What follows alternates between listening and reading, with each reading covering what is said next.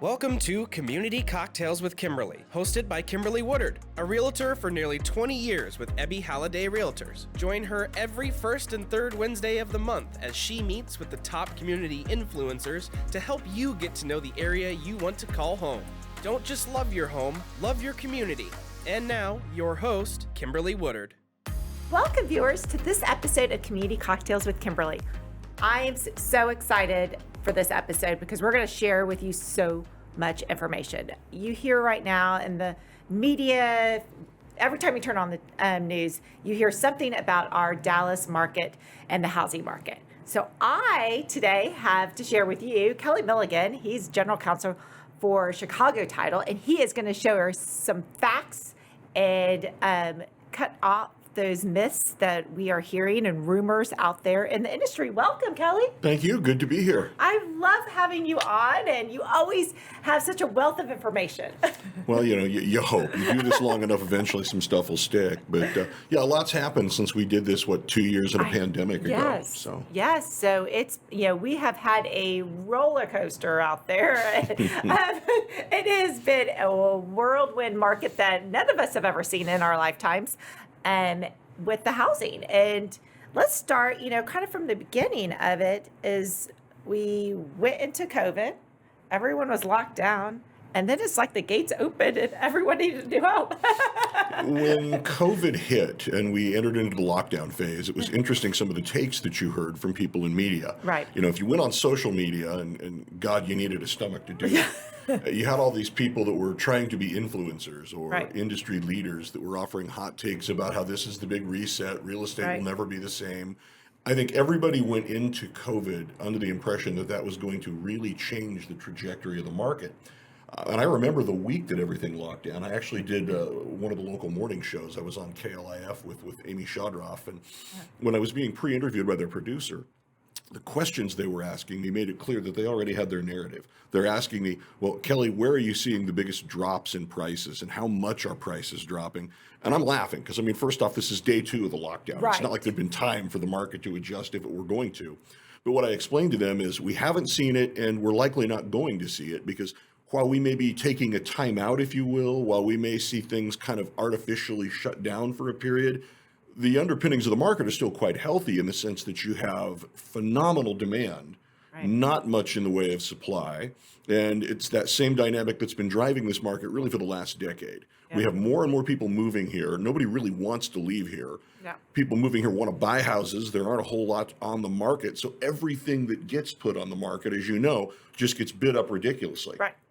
And so now we're in a situation where every year you hear analysts kind of predicting almost in a hopeful sense that we're going to see price appreciation slow this year.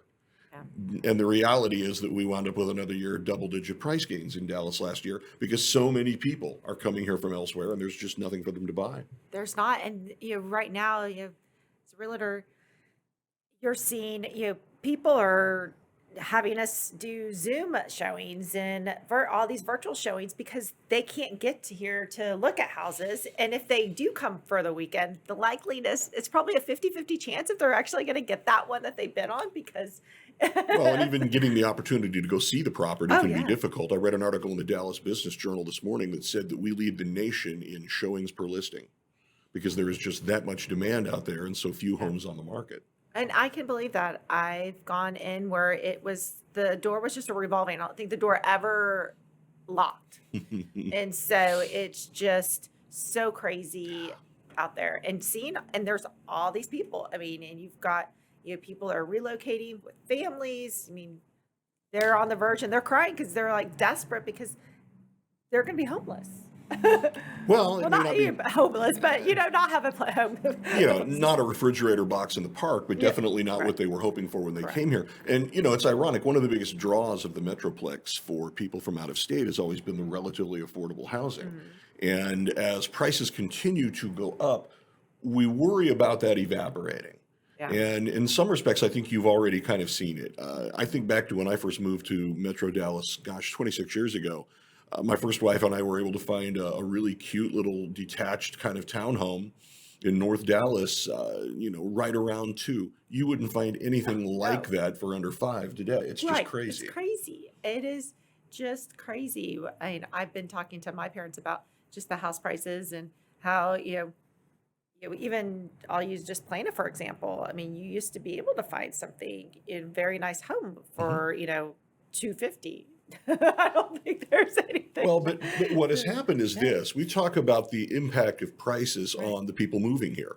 And, for the folks moving here from California, it's not that big a deal. They're selling like some mid-century modern in El Segundo for $1.8 million. Right. They come here cash rich and they can't spend all their money on a home, even if they want to. Right. They aren't really set back by this. What it's doing, though, is it's hurting the younger families, the trade-up buyers. You take the young married couple, maybe she's a teacher and he's a firefighter. Right. And they're getting ready to have their second kid and they need more than 1,600 square feet. And they can't find anything, Right. not in the sweet spot, not in Collin County, and a lot of the places where we traditionally think of as really family-friendly markets. And so Right. they're going into Denton County and they're going further and further out. We've seen a relative boom in Kaufman County, for example. Oh, Forney's going yes. crazy right now. That is a crazy, I feel like it's wheels off out there. And it's Kind of you know- wheels off everywhere, really. Yeah. Yes. But it's also a nice, it's a different direction. It's the same kind of distance of, Plano to downtowns, but you're just in, you're east versus north. So, and it's really developed out there. Well, and one of the ways that COVID changed the market, not radically changed, but obviously a shift, is that more and more people will now be able to work remotely. I don't know Right. if that's going to be a permanent thing, but I do think for a lot of Yeah. us, working from home is more of an option than it would have been. And if you're in a position that allows that, then you don't have to buy close in downtown Dallas or Right. any of the areas near where your office is going to be. You can go buy in Little Elm or, the Colony or some of these communities in Denton County that are going crazy. And then we look at Collin County, obviously straight up the tollway. Yep. Frisco, Prosper, and Salina continue to be very hot markets.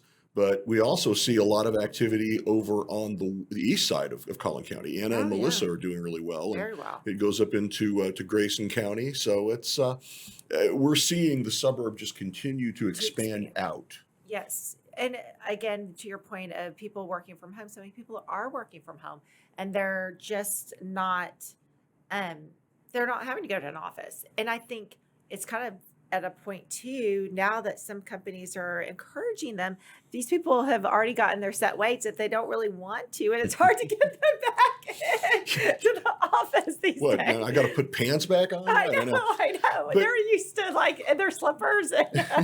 But to the point you made on the lead-in, though, Yeah. there's a lot of talk about what is happening in our market. Yes. And so much of it, I think, is just driven by folks looking for an angle or a story. For example, during the second half of 2021, you heard every month from several different but reliable sources that our housing market was cooling. And they would base this on a look at the year-over-year numbers. Right. September, for example, of 21 was not as hot as September of 20. Right. And if But you we had just want to some look at impact. those numbers, okay, maybe you can support that argument. But what people don't realize is that 2020 was artificially skewed Right. in a way that made the second half of that year look just absolutely bonkers. Right. Because Because we lost it. Yeah, we lost the second quarter. Yeah, we lost the entire second quarter. But you can see what happened when the markets opened back up, starting really in June and July. It was crazy. Yep. But the whole third quarter, we set records every month, and the fourth quarter was just a big victory lap. Yeah. Oh, that was crazy. So to me, I think the better indicator is you can look at what the market did in 21, compare it to 20, and you'll find it wanting because 20 was just so crazy red hot. Right. But then if you compare 21 to 19, which by the way was previously the best year in the history of the market, Yeah. we did better almost every month of the year than we did in 2019. So Wow. when all the dust settled, we had the second best year in the history of the market last year, only by about 1,400 home sales.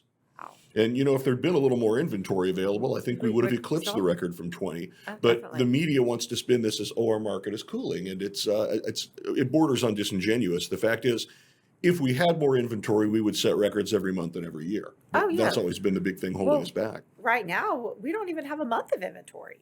And, it's crazy. Well, now that's not completely true. If you're looking at the $750,000 and up price range, yeah, you'll find more than a month there.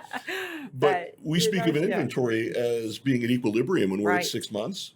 Yeah. We haven't really had 6 months anywhere here since W's administration. You've literally got to go back 14 years or so. And It's nuts. it is. I tell my clients that are in the housing market, buyers or sellers, or like whatever you remember of, buying a house or selling a house, erase that from your memory. Yeah. Let's just erase it. It's much harder for buyers now. It is. The competition's intense. Yes. Agent behavior is bad. You'll see people Yes. get under contract, realize that they have interest from someone who would be willing to pay more, and they will find ways to try to kick the buyer to the curb and get rid of them. Yes. And that's a lot of what I do in my role is talk to agents and their clients who find themselves in one form of disaster or another. And yeah, some of the behavior from folks in the industry is just, it's kind of eye-opening.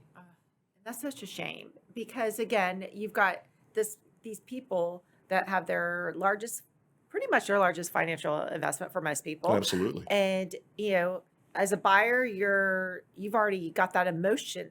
And that's what's the difference is in buying a house versus anything else.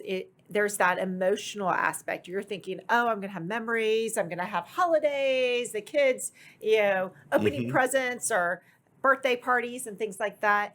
And you've got that emotion. And then for this other stuff to happen, it's just heart-wrenching. Yeah, and you hear the stories. It really is tough. It is. It is hard. But, So, a second myth I think we might want to talk about briefly is this whole notion that you've been hearing really for 2 or 3 years now that our market is some sort of a quote-unquote bubble. bubble is going to pop.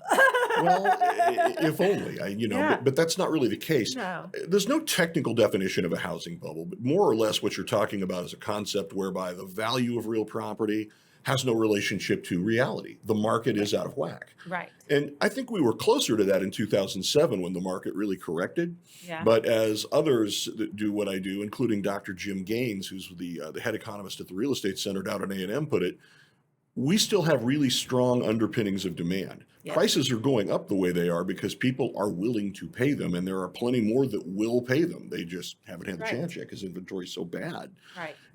By contrast, the market 2007-8 was more investor-driven, more the product of irrational exuberance, whereas what we have today is a completely different set of circumstances. Right. The folks that tell us we have a housing bubble are typically people who aren't from here.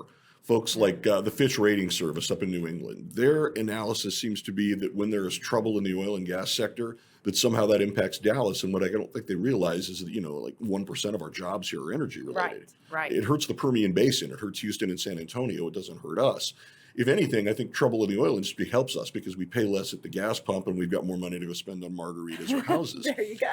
But it's always people who don't really understand the dynamics driving the Metroplex. People don't get the reason for the in-migration. And one of the things that I was telling people at the start of COVID and the lockdowns, once things opened up, that I thought we would see a big wave of people coming here to get away from states where things were just basically mismanaged. Right. And that's been borne out. The number of people moving here from places where the lockdown mentality was really hardcore, like California, Illinois, Minnesota. You look at the states that are feeding Texas its new residents, and it all seems to be that they have in common. People are coming here to escape there. I 100% agree. I had a client come in 2020. It was fall. He was like, well, I may be moving. He wanted his daughter to finish school, but she was virtual anyways. He comes here and everything's open.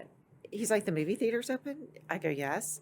Restaurants. He was just in shock. Mm-hmm. So he went back to California. He said, I'm putting the house on the market. We're moving here with or without a house. And, she can finish virtual school from here and then just start the school year wherever they end up finding their house in the spring. But I mean, that is a perfect example of people wanted back their lives. And we were open.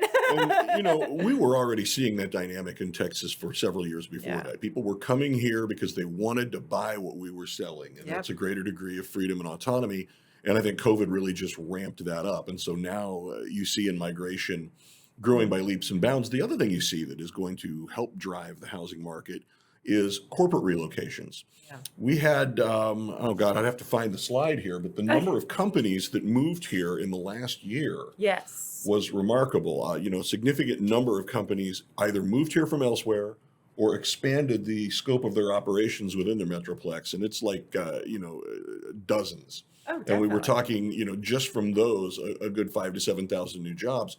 But we also know from folks at the Dallas Regional Chamber of Commerce they're tracking companies that have expressed an interest in maybe coming to North Texas. And we're looking at about 120 companies that are right now contemplating coming here in the next year or two. Wow. So the jobs are coming, people are coming. And, obviously there's pluses and minuses to that. Yes. We We got more people. Yeah, we got more people, and where are we going to put them all? Yes, and that means more people on the road. Where are they going to park their cars? Yes, right, I know. Yes, there's all that dynamics, but it's just because our area is easy to get in and out. We're very we're in the center. We also it's easy to do business on East and West Coast because we're centrally located. So they really look at that. And obviously, tax. Yeah, no income tax. We have an educated workforce. We've got, for the most part, pretty good public schools throughout the state. Cost of living relative to other parts of the country is, we talk about how affordability has eroded, but we are still one of the more affordable housing markets in the country. And the high school football and the Tex-Mex cuisine, I think, are just kind of the cherry on the cake of it. I wouldn't go anywhere else. I know, why not? Definitely, right. I mean, it is. It's an easy place. I would say our area is an easy place to live because we do have so many things at your fingertips. When people come to these suburbs and they look around, they are like, "Wow, you've got everything." I mean, we've got. I say, if you're looking for a church, we have one on every corner. What would you like? Just like a gas station. And so we have all the shopping that you need. And they're just amazed. I mean, when I have clients, again, coming in from other states, they're amazed at all the services that we have right there at their fingertips. Yeah, so. Good place to be. And I think the rest of the country has figured that out. The secret's out. And that's a big part of what's driving the in-migration and the growth. We just now have to find housing for them. And there's not a lot of pre-owned inventory. No, there's not. But on the other hand, we are now the leading market in the country for new home construction. We actually eclipsed 58,000 sales or starts last year, which just bested 2006. That had always been the previous best year for builders. Wow. And they had a long, hard slog to get back. And all the constraints that they're fighting. Yep. Everything costs more. Lot inventory is limited. Labor is scarce. Yep. So it's been really hard, I think, for builders to recapture that level of momentum. And the big thing that I think a lot of the builders are worried about this year is lot development. When we see an empty field out in the suburbs, we think, what a great place to put a housing development. But you've got to have infrastructure. You've got to have electricity. You've got to have plumbing and sewer. Yep. And there's got to be capital put in to make those things happen. Yeah. And we've got a lot of lots under development in the Metroplex, but it's not clear that they're all going to be ready this year. No. So, builders kind of face the same constraint that we do when we talk about pre-owned homes. Right. It's what's out there? How much is available for them to build on? But they're doing what they can. Yeah, they are, and they're trying to keep up with the demand, but we've got much more demand, which brings me to the point is, so we're in 2022. What do you in your crystal ball here? what are you seeing? I mean, we're into our close to the last month of our third quarter now. Well, we know that January was an improvement over December, and also an improvement over January of 21. Okay, we sold about I think 1,400 more homes than we did the previous year. So we're off to a good start. But when you talk about the crystal ball, it's obviously very murky for several reasons. First off, the national economic outlook is not what I think a lot of us would like it to be. And without bordering on or verging on the political, it's because we just have a very different worldview running the economy right now. And I think they want different things for this country than maybe, John and Jane homeowner. Right. Everything costs more. And that's going to be a big drag. It really has put a damper on consumer confidence. We've now had 8 consecutive months of inflation at over 7%. Mm-hmm. We know that interest rates are likely to rise. Right. The Fed has already signaled that they're going to do that several times this year. And while it's not clear how that will impact mortgage rates, we know they're going to be somewhat higher. So there are a lot of things that I think are kind of pushing back against the momentum of our regional economy and the housing market. These adventures going on in the Ukraine right now, I think, are also spooking a lot of people. Yep. So when you have all that at play, it obviously makes it hard to know with any certainty what we're going to see this year. The things that I think we do know is that the biggest drag on our market has been inventory. Right. At almost every price point and in almost every community, we are not just under a month, we're well under a month. Yep. And what most of the analysts who study this have said is that's the biggest drag on home sales. If there were more for people to buy, more people would buy, and you would see the numbers of sales go up dramatically. Right. Unless we have something happen that creates a market shift and more inventory, that dynamic is going to be what limits our market. I think it is reasonable to suppose that we could see housing sales of pre-owned homes increase by, anywhere from 1% to 3% this year, but it depends on how many more listings we get, how much more hits the market. But on the other hand, affordability becomes a concern. Mortgage payments are going up because interest rates are going up. Right. The prices of houses everywhere have gone up dramatically. So I think that, if you look at what this market does and we don't outperform 20 or 21, it's real easy to say, oh, that's the sign of decline in the housing market, when the fact is it's just other stuff kind of limiting it. Yeah. So it's still a very healthy market in terms of demand. Supply situation is not terribly healthy. Right. But, I think unless there is just an absolute collapse of some sort, we will see the market kind of hold serve, or maybe a slight increase in home sales this year. We do know, though, that prices are going to continue going up, and it wouldn't surprise me if we see them up across the board anywhere from 8 to 10% again this year. Wow. Well, but, and again, that'll vary by area. Yeah, it does. Yeah. Yep. It won't be as much in some parts of the Metroplex, but then in others, it will be crazy, just like we've seen. Yep. So another good year. Is this the year that you want to put your home on the market and sell, take your profit? Possibly. Of course, the basic question, where do you go then? It does. But it is a great time if you're looking to cash in on that equity. So maybe it's the time where you decide you're going to just put everything into Winnebago and travel the country. Move to the Florida Keys and tent bar. There you go. Well, cheers, Kelly. This has been fabulous. Always fun. I hope all my viewers, I know they've enjoyed this episode, and cheers to us in 2022. Absolutely. Thank you.